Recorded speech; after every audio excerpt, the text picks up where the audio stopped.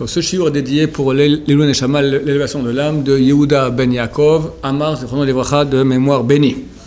Messieurs, Baruch Hashem, nous vivons des miracles. Il y a le mitzvah de raconter les miracles pour remercier Hashem des grands miracles qu'il nous fait et comprendre qu'Hashem nous aime, qu'il existe, qu'il est là et que ça existe des miracles. Hachem nous fait des miracles tous les jours, mais ce sont des miracles qui sont cachés. Je me suis levé ce matin, je vois avec les deux yeux, Baruch Hashem. Bon, Baruch Hashem, ça va, c'est pas miraculeux. Alors des fois, Hachem nous montre qu'il fait vraiment des vrais grands miracles. Il y a une semaine environ, on a appris ici qu'un ancien de nos élèves, marié, ayant 2-3 enfants, sa femme était au balcon de leur maison. J'écris 6e étage, c'est faux, c'est le 7e étage, au 7e étage de leur maison, au balcon. Le gosse de 1 an et demi court vers les barreaux du balcon, un barreau se détache, zip, sa mère voit son fils parachuter. Elle hurle, sans chaussures mais en bas, elle court chez les voisins, complètement folle, donc elle ne peut pas voir son fils, évidemment, 7e étage, mort. Et là commence le miracle. Premier miracle, le voisin du dessous, un des voisins de cet étage, venait de finir un cours de premier secours. Donc il vient de finir, il connaît encore, parce qu'après 2 ans, t'as oublié, mais il venait de finir, il y a 1 mois, toute une formation. Deuxième miracle, ce jour-là, il vient du travail plus tôt. Comme ça, il vient toujours vers 7 heures du soir. Ce jour, il vient à 4h30, 5h, il est à la maison. Troisième miracle, il est à la fenêtre, comme ça, à rien faire. Du coup, il voit le gosse tomber. Il court, il voit le gosse tout bleu, sans respirer, il commence à lui faire respiration artificielle, le corps, il appelle tout de suite, il a tous les téléphones. La mère n'ose pas aller voir son fils qui est mort. Lui, il pleure. Il pleure, elle descend, l'ambulance est là, elle monte sans chaussures dans l'ambulance. Et les médecins, ils lui font un CT, donc un IRM, beaucoup d'os fracturés, clavicule, bassin, dans les vertèbres un peu, beaucoup d'organes éclatés, foie déchiré, rate déchirée, poumon déchiré, j'en passe. Mais le gosse, il est vivant. Qu'est-ce qu'ils font? Ils disent rien à faire. Un gosse d'1 an et demi, il a beaucoup de cellules très, très vivantes, et normalement, tout va se remettre comme il faut. Les os, les fractures vont se remettre comme il faut. Les organes, ça ne sert à rien de faire d'opération, parce que là aussi, tout se remet comme il faut. Donc, ils ont pris le gosse, ils l'ont mis dans un lit, morphine, parce qu'il a mal. Donc, il a de la morphine, toutes les 4 heures, une dose de morphine. Je vais voir le gosse 3 jours plus tard. Je cherche à voir, peut-être qu'il est tout rouge, tout bleu, convulsionné. Rien, un petit gosse tout mignon qui dort dans son lit. Même j'ai toussé un peu, j'étais un peu enroué. Il s'est réveillé, il me regarde comme ça. Je regarde, mais il tombait sur le dos. Il tombait sur quoi? Sur des buissons, sur un arbre, sur du foin. Le papa me dit non, sur du gravier. Il me montre le dos, il y a des petits points noirs, les marques du gravier. Messieurs, les médecins, je viens d'apprendre maintenant, j'ai une femme d'un ancien élève, qui est biologiste, qui travaille là-bas à l'hôpital Adassa, dans la même faculté, Mahaka, je dis Mahaka, hein? Qui travaille dans la même section, et disent tous les médecins ne comprennent pas. D'ailleurs, les parents m'ont dit qu'ils sont très embêtés les premiers jours, parce que les médecins venaient chaque fois, regarder tout de nouveau, possible de voir. Chaque fois, leur corps bondissait, puis ils ont encore découvert quelque chose qui ne va pas. Les vertèbres touchées, oui. L'extérieur, 2 vertèbres touchées dans l'extérieur. C'est rien, c'est pas dans l'intérieur. Un peu à l'extérieur. Donc, quelque chose de Hachem, grâce beaucoup aussi au tuteur de Bnei Israël, parce que beaucoup de juifs et de juives ont prié pour lui. Et Baruch Hashem, donc, il est, Baruch Hashem, en bonne santé. Alors, je ne comprends pas. Je prends une pierre, je prends une pierre, d'accord, une pierre, du 7e étage que je lâche sur de la pierre. Qu'est-ce que ça fait? Ça éclate en petits morceaux. Je prends un être humain normal, je le lâche, Chassé Shalom, du 7e étage, crêpe, d'accord? Il n'existe pas d'explication rationnelle normale. Il n'y en a pas. Ce n'était pas il y a 3000 ans qu'on a raconté, on est sorti d'Égypte là-bas, la mer s'est ouverte, bon, on n'y était pas. C'était pas il y a 2000 ans, où Elisha, ou il y a même 2500 ans, les prophètes faisaient des miracles. Il y a semaine passée, ici, à Arnov, 200 mètres de chez moi, un point intéressant de l'histoire. Monsieur était en conflit avec un autre monsieur. Et avant Rosh Hashanah, ils se sont dit, on ne peut pas rentrer comme ça les jours de jugement en ayant comme ça de la haine. Il faut qu'on fasse quelque chose pour faire la paix en bas. Et moi, je vais aller leur dire que j'excuse pour tout, j'ai aucun problème. Chazal ont dit, Amavir al midotav, celui qui passe outre ses midot, ses traits de caractère, parce que chacun, il a comme ça son ego qui est c'est très difficile. Mais si maintenant tu vas casser ton ego, Alpidin, d'après la loi, tu as raison. Puis il t'a fait un truc, il a péché contre toi. Alpidin, mais qui peut être din face à Dieu? Din signifie la rigueur céleste. C'est impossible. C'est très très mauvais. Quelqu'un, il va aller pas comme le din. Il va s'écraser pour l'autre. Les deux pensent que c'est grâce à ça qu'ils ont eu droit à ce miracle. Et ça correspond, on parle de Chazal. C'est vrai que celui qui fait cela, on lui pardonne tous ses péchés. Si quelqu'un peut venir maintenant te crier dessus en public, te faire honte, cracher, et toi tu dis, j'excuse. Mais t'as quoi? Danser de joie toute la journée. Danser de joie, t'es propre de tous les péchés. Et qui dit qu'il peut être propre de ces péchés-là? On a droit à un miracle pareil. Alors on remercie Hachem maintenant en public, je vais mettre ça sur le site, que tous les gens qui ont prié sachent à quel point ça a aidé. Avant, après, qu'on sache qu'il y a un Dieu qui dirige le monde et qui fait des miracles. Et Baruch Hashem, on le remercie beaucoup. On demande merci pour le passé, on demande pour le futur qu'il fasse encore beaucoup de miracles. Amen, Ken Ratzon. C'est tout. Un oublié sur ce sujet-là. Ok, next. Alors, sujet traité ce soir. On dit qu'un enfant comme ça, il est plus protégé. Il a des anges comme ça qui le protègent comme ça. Bon, tu veux essayer avec ton gosse? Protégé? Allez. Bitachon Bachem. Je comprends ce que tu me dis maintenant. C'est un miracle.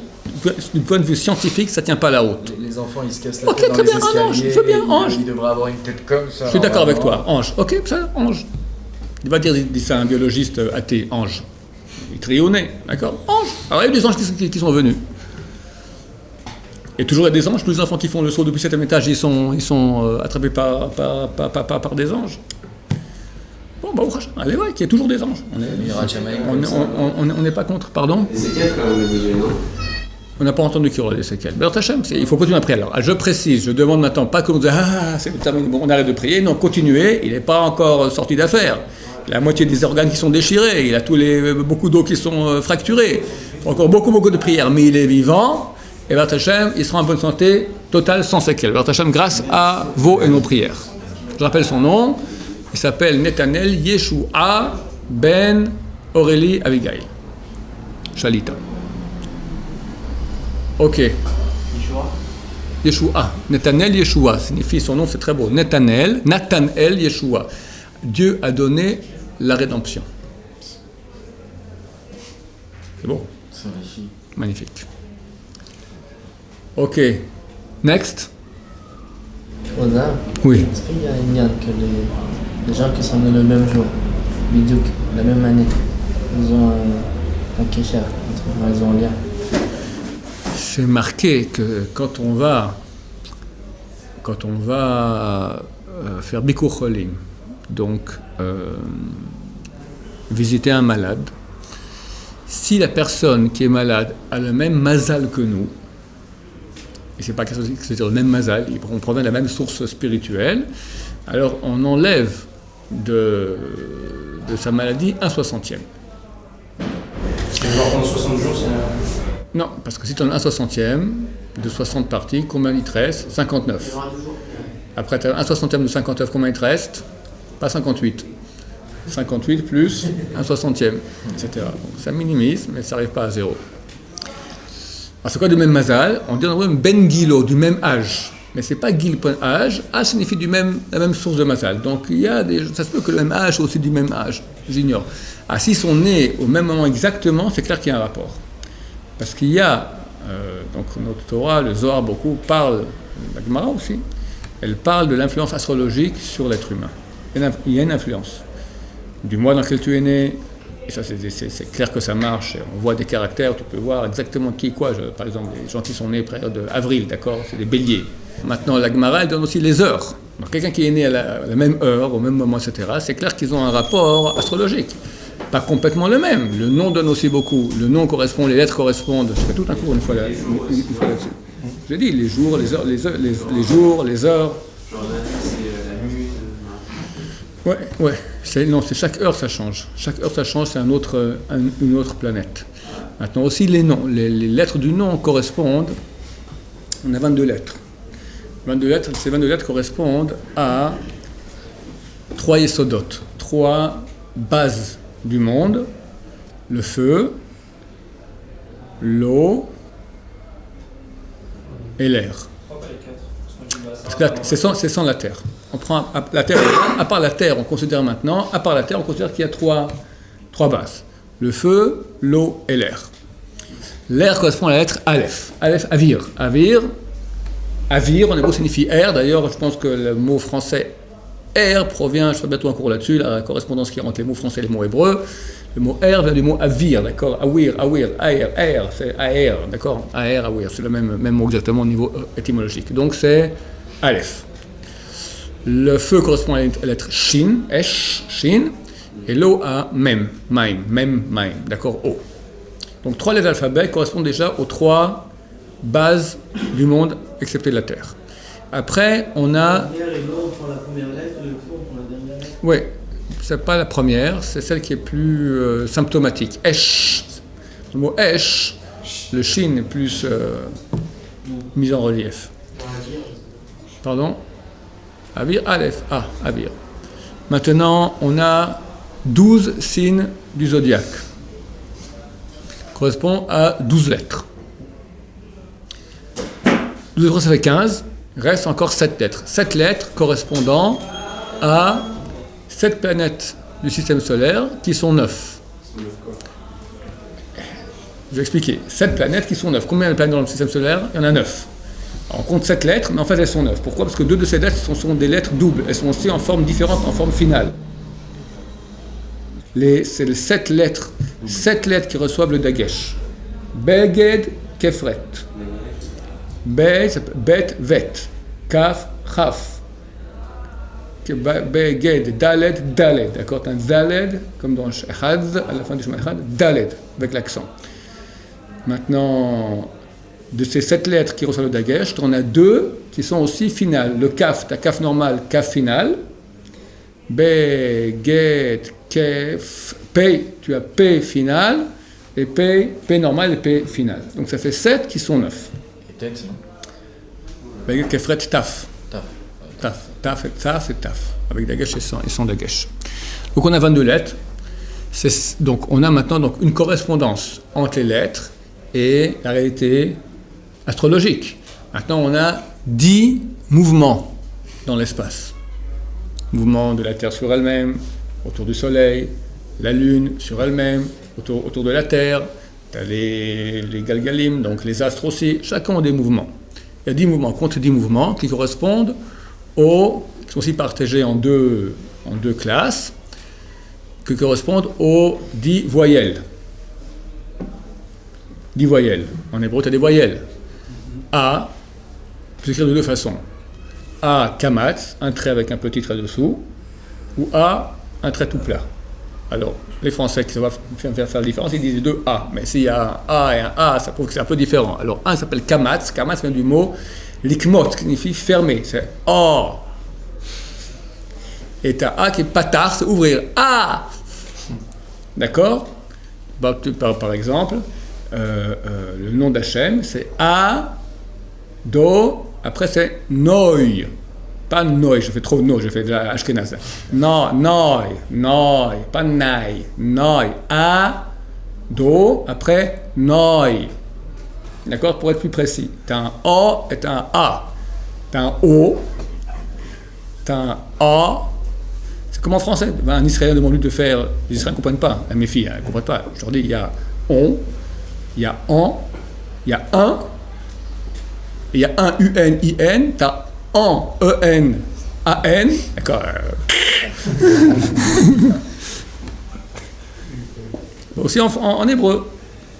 Tu as A et A.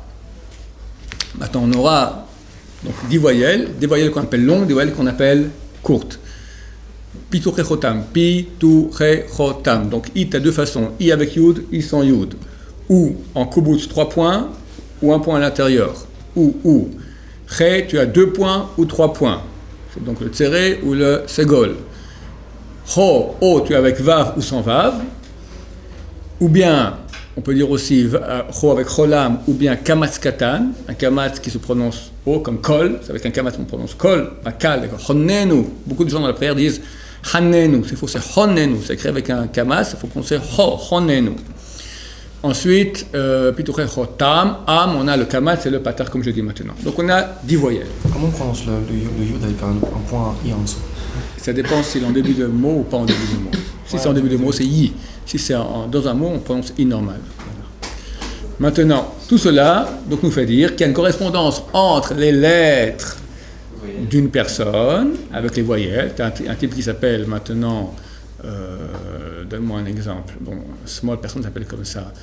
Tu as Shalem, Shalom et Selam. On va dire que les trois s'écrivent la même chose, d'accord? Mais ils ont des voyelles différentes. Donc ils ont déjà une influence astrologique différente. En fonction du moment où tu es né, donc la configuration astrologique et les lettres de ton nom, tu as un certain mazal, c'est-à-dire tu as des traits de caractère, une certaine destinée. Mais El Mazal Israël, on peut se hisser par Torah Mitzvot. Beaucoup de Mitzvot ont pour but de nous dégager de l'influence négative de certains astres. Par exemple, Shabbat. Shabbat provient, Shabbat, il y a une influence négative de la planète qui s'appelle Shabtai. Shabtai, c'est Saturne. D'accord? C'est une influence de tristesse. Shabtai, il a une influence astrologique de tristesse, comme ça dit le Zohar. Shabbat, défense être triste. D'accord? Shabbat, c'est un jour de joie. Ce qui fait Shabbat, il n'existe pas la tristesse. D'accord? C'est Baruch Hashem. C'est un jour de grande joie. Par exemple, la lune, ça c'est un truc pour tout le monde qui aime l'argent, d'accord? La lune, elle est appelée Dala, elle n'a pas de lumière propre, elle ne fait que refléter sa propre lumière, la lumière du soleil, donc elle est pauvre. Dala signifie pauvre. C'est elle qui amène la pauvreté. Qu'est-ce qu'on fait en contrepartie? Alors 2 mitzvot. 1, compter les dates d'après le calendrier lunaire, d'accord? Et même si on doit, des fois il faut écrire à quelqu'un maintenant, tu lui mets, attendez, quelle date? On est le 22 Cheshvan, il te dit qu'est-ce que c'est, d'accord? Alors tu mets 5 novembre, d'accord? Il faut mettre les deux. Et si possible, si on peut, le compter qu'en juif, c'est beaucoup mieux, d'accord? Pardon? Tu mets la date. Aujourd'hui, on est par exemple le 22 Cheshvan, qui est le 5 novembre. Jérusalem, le 22 Cheshvan, 5 novembre. Comme ça, les gens ils peuvent voir. Quand je vais à la banque, je fais un chèque en juif. Très souvent, elle regarde le calendrier pour voir quelle date ils sont. Parce que nous, vous savez, ils sont en novembre, ils savent quand ils sont. Ils ne savent pas quand ils sont en juif. Le calendrier juif est beaucoup plus précis au niveau des mois que le calendrier julien-grégorien. Pourquoi? Parce que le calendrier julien-grégorien est basé sur une année solaire qu'on a divisée en 12. Ils sont tous arbitraires pour copier les juifs. Mais il n'y a pas de réalité physique du mois. Une année solaire, ça n'a pas de mois. C'est une circonvolution de la Terre autour du Soleil. Par contre, le mois lunaire correspond à la Lune. Donc, le mois juif correspond à une réalité qui est... Ça peut nous faire changer de signe si on prend pas la bonne date. Je n'ai pas compris ce que tu dis. Moi, je sais quand je suis né le 10 juillet, et si quand je... Ah bah oui, la date goy, c'est rien. À chaque fois, ça change. La date non juive n'a aucune incidence. Il n'y a aucune incidence. Pourtant, on voit que on ressemble à nos caractères goy. Parce que au niveau astrologique, il y a aussi une influence du système solaire. Au niveau du mois, le mois n'a de réalité physique, cosmologique qu'au niveau de la Lune. Il n'y a pas de réalité cosmologique du mois solaire. Mais il y a une influence de l'année du Mazal. Le Mazal, c'est donc déjà une configuration planétaire qui, elle, bien sûr, correspond au Soleil. Donc, en fonction de l'heure à laquelle tu es né et de ton nom, et des voyelles de ton nom, donc tu auras une destinée différente. Tu peux... La naissance, on l'a vu jour. Oui, mais on dit que Hachem, il fait rentrer dans l'esprit des parents le nom qui sera... Et si tout à coup les parents décident autrement, d'accord, alors il aura une destinée différente. C'est vrai. Mais qui sera aussi dépendante de l'heure à laquelle il est né, c'est clair. Maintenant, on peut, grâce aux mitzvot, je suis en train d'expliquer cela, certaines mitzvot, donc on peut se dégager de l'emprise négative de, par exemple, Maadim, Mars, Ma'adim en hébreu vient du mot rouge ou d'Adam, sang, d'accord? C'est une influence sanguinaire. Donc, celui qui est des Ma'adim, dit la Gemara, c'est bien qu'il soit égorgeur rituel, ou circonciseur, de peur qu'il ait un jour il s'énerve, il égorge sa femme. Donc il égorge des poulets toute la journée, c'est plus inoffensif d'égorger des poulets que d'égorger sa femme. Voilà, la tendance qu'il a, négative, elle passe par des choses permises. Pour la lune, vous avez pas dit le premier point. Oui, deuxième point, c'est Birkat Elvana. Donc une fois par mois, on va faire la bracha en voyant la lune, pour l'avoir vue. Donc quand on dit une mazal d'Israël. Alors mazal, ça veut dire grâce à Torah Mitzvot, on se soustrait à notre destinée. Quelqu'un qui a une destinée qui était X, grâce aux mitzvot qu'on fait, on est au-dessus du mazal, au-dessus. Le peuple d'Israël en général au-dessus du mazal en tant que collectivité. Maintenant, nous, si on est un tzaddik, quelqu'un qui vraiment réalise bien toutes les mitzvot, c'est automatique, il se met dans le klal Israël. Il quitte sa destinée à lui qui aurait pu être mauvaise, et on a notre destinée qui est en providence directe de Dieu. C'est mauvais, direct. Parce que quand il y a des coups dans le klal Israël comme ça, alors c'est nous qui prenons le... Non, au contraire. Au contraire, celui qui joue d'une providence divine spéciale est toujours plus protégé que celui qui est dans la masse. Oui. Est-ce qu'on a le droit d'étudier ces choses-là, pour savoir c'est quoi notre mazal? Non, personne aujourd'hui ne pourra t'indiquer clairement ce que c'est. Au niveau astrologique, le mois, encore vaguement, l'astrologie Goy, il a pris beaucoup du Zohar, mais c'est impossible, ça sert à rien, impossible, c'est trop ardu, trop compliqué, trop hors sujet. Ce que je veux vous dire d'intéressant, avant l'Ibn Ezra, vous avez une question? Ça ressemble à ça la question. Ok, alors, oui? Moi j'ai une question, mais aucun rapport avec le sujet. Alors, continuons sur le sujet. Hachem a voulu. Donc Hachem dirige le monde, par le biais aussi des astres. Donc tous les astres, il y a 15 milliards d'années-lumière, beaucoup, je pense qu'on évalue à 10 puissance 19, ça change, 10 puissance 19, 10 puissance 20, 10 puissance 10, 10 puissance 21, le nombre d'étoiles, d'astres qu'il y a dans l'univers. C'est clair que chacun a son rôle, il n'y a aucun astre qui a été créé pour rien. Quel rôle ils ont? Ils ont tous une influence sur nous, notre petite terre, à nous, d'accord? Ils ont une influence sur les êtres humains, etc. Donc Hachem agit sur l'humanité par le biais de ces astres. Hachem a voulu que la direction du monde passe par le biais du peuple d'Israël. Comment il a fait ça? C'était dans le désert. Dans le désert, il a mis le sanctuaire. Et autour du sanctuaire, il y avait 3 camps. Le campement de Moshe, Aaron et Myriam, la famille, donc Moshe et son frère et sa sœur. Après, le campement des Lévi'im, 7 sous-familles de Lévi. Lévi donc avait 3 fils, 4 Gershon et Merari. 4 avec 4 enfants. 1, c'était Amram, donc les parents de Moshe, Aaron et Myriam. Donc lui, il est déjà dans le premier camp. Reste 3 de chez Amram, 2 de chez Gershon, 2 de chez 4, ça fait 7. 7 familles, petits-fils de Lévi. Le camp des Lévi'im. Et le camp d'Israël qui était 12 tribus. Et ces 3, 7 et 12 correspondent aux 3 Yesodot, 3 bases du monde. Moshe, c'est l'air, Avir. Myriam, c'est l'eau, celle qui a amené l'eau. Et Aaron, c'est le feu, celui qui est le grand prêtre sur le créneau du feu. Les 7 familles de Lévi correspondent aux 7 planètes du système, qui sont 9 du système planétaire, et les 12 aux 12 signes du zodiaque. Et donc, du temps du sanctuaire, ça rayonnait comme ça. Donc, c'est pour ça aussi la position de toutes les familles. On voit quand on lit Bamidbar, on lit, ils étaient là, ils étaient à gauche, la famille de trucs, et combien ils étaient, etc. Et un grand Mekoubal qui est décédé maintenant, c'est le Rav Shmuel Toledano, à l'époque, il a fait un calcul. Et il a hurlé de joie. Il paraît que c'était fait un calcul au niveau de la valeur numérique. Je ne sais pas comment il a fait ça, je ne me souviens plus. Valeur numérique distribuée, etc. Et par rapport à ce que nous savons des armées célestes, il y avait une correspondance totale entre Israël dans le désert et les armées célestes. Donc c'est pas pour rien qu'on lit tous ces parachiotes là. Donc quand le temple sera de nouveau reconstruit, ça repassera de nouveau comme ça dans Hachem. Le Ibn Ezra, qui était un des grands tzadikim de tous les temps, vivait à l'époque de Maïmonide, était d'une pauvreté terrible. Terrible. Il était aussi poète, il a écrit beaucoup de poèmes dans lesquels il se plaint aussi sur sa pauvreté. Il a dit, si je me mettais à vendre des suaires pour les morts, demain il y aura résurrection des morts. Tellement je suis... mon business ne marche pas, d'accord? Si je vais commencer à vendre des bougies, il n'y aura plus la nuit, d'accord? Tellement c'était... Alors un jour, sa communauté lui a dit, on ne comprend pas, vous êtes un si grand sadique, où est la justice divine? Je ne comprends pas. C'est un grand sadique.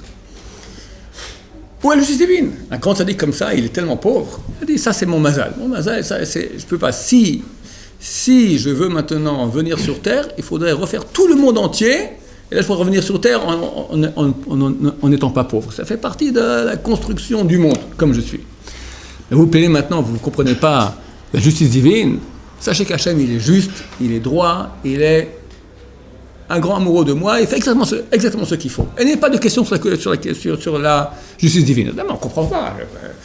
Et moi je vous dis maintenant, on ne comprend pas, et la Shoah, et le truc, et le machin. D'accord? Ça dit, il faudrait refaire le monde. Et Gilgul, c'est pas, Hachem ne refait pas le monde quand il fait. Gilgul, c'est encore autre chose. Lui, dans ce Gilgul, Monsieur Ibn Ezra, Avram Ibn Ezra, il y a 900 ans, dans le corps qu'il était, où il était, ça, il faut refaire tout. Gilgul, c'est encore une autre. Et dit, vous plaignez de la justice divine, vous comprenez quelque chose, ou ce que nous on comprend, on est des petits moustiques par rapport à Dieu. Je vous pose une petite question de justice comme ça, enfantine, on verra si vous aurez la bonne réponse. Ceux qui connaissent déjà fait ça une fois, ou sur Internet, ou ici à l'échelle, ceux qui connaissent la réponse, parce que je l'ai dite, alors ne la dites pas. Ceux qui la devinent, alors ils peuvent la dire. Il dit voilà, il y avait Rouven et Shimon qui sont partis en route, et chacun a pris un pique-nique pour la route sur le chemin. Bon, à midi, ils arrivent, ils s'installent sur le chemin, et ils commencent à manger leur pique-nique. Vient Rouven, Shimon, Lévi qui dit, écoutez, je vous prie de prendre un pique-nique, j'ai dû partir d'urgence, ça ne vous dérange pas. On partage ce que vous avez maintenant en 3, et je vous paye ma part. Dieu se regarde, ok, bon, mais ça, on va l'aider, le pauvre comme ça, ok. Rouven sort, il a 3 pains. C'est qui le deuxième? Rouven. Shimon, il a 2 pains. Et ils se partagent les 5 pains en 3. Bon, à la fin du repas, Rouven, Shimon, Lévi, il dit, ok, merci, vous êtes gentil. Alors combien il y avait de pain là? Moi, combien j'ai mangé? Combien ça coûtait? Ça coûtait en tout, chaque pain coûtait 3 shekels. Donc j'ai mangé maintenant 3, toi tu as donné 3, toi tu as donné 2, ben, je vous donne 5, 15 en tout, moitié. Un tiers de tout, je vous donne 5 shekels. 5 shekels, ok. Bye bye. Rouven et Shimon se retrouvent avec les 5 shekels. Rouven dit, bah, moi j'ai mis donné 3 pains, je prends 3 shekels, et toi 2. Lévi dit ça va pas, Rouven, Shimon il dit ça va pas, on a fait moitié-moitié. 2,5. Qui a raison? Justice. Celui qui dit 2,5. 2,5, tu dis. Parce qu'ils ont chacun donné de leur part la moitié. Plus que l'autre. Là, c'est les 2 et 3, c'est qui a raison. 2 et 3. C'est justice et 2 et 3. Bon, je reviens demain avec vous réfléchissez, je vous laisse 30 secondes. Mais ça dépend de quel moment on parle. Justice, on veut la justice. Il en a donné 2. Habibi, on veut la justice. Ben, il a donné plus de pain que. 3 2, lui il dit moitié-moitié. Pourquoi moitié-moitié? Il a mangé combien de pain? Ils ont fait, chacun mange la même quantité. Ouais. Ou même, c'est pas manger la même quantité, ils font comme si. C'est le fait Hein? d'avoir donné moitié de sa part. Moitié. L'effort, moitié, toi tu dis. Alors messieurs, là où la justice de Dieu, et la Shoah, et pourquoi ça va pas dans ma vie, pourquoi Dieu nous fait ça, et tatati, et tatata. Même ça, tu ne sais pas répondre, 2,5 ou 3 et 2, tu sais déjà pas ce qu'il faut faire. Là messieurs, c'est 1 et 4. 1 et 4. Ah, je comprends pas la justice divine. Eh oui, c'est 1 et 4. Pourquoi pas? Ça, c'est la justice divine. 1 et 4. Qui l'eût cru? L'eût-tu cru? Celui qui a donné 2, il avait déjà pas beaucoup. Écoutez, c'est bête comme bonsoir. C'est pas mathématique. C'est super mathématique. Rouven, il a acheté 3 pains. Combien vaut chaque pain? 3. Combien il a mis? 9. Lévi, combien il a mis? Rouven, Shimon, combien il a mis? 6. En tout, 15. Maintenant, on a fait moitié-moitié. Chacun un tiers. Donc, moi, j'ai mangé 5, toi, j'ai mangé 5. Lui, il met 5. Maintenant, moi, j'ai mis 9. Combien j'ai droit? 4. Celui qui a mis 6, combien il a droit? 1. Alors, elle veut la justice de Dieu. Alors, nous, nos esprits sont tellement petits. Et quand Hachem tout coup il te flanque une gifle, tu dis pourquoi tu m'as fait ça? Et moi je me laisse tous les jours et je donne la tzedaka. Ça va. Ça t'as pas pu gérer, t'as pas pu comprendre ça. 3, 2 et demi, 3, t'as pu te planter. Personne m'a dit 4 et 1. 2 et demi, 3 et 2, 4 et 1. Comprendre la justice de Dieu. Baruch Adonai, Amen.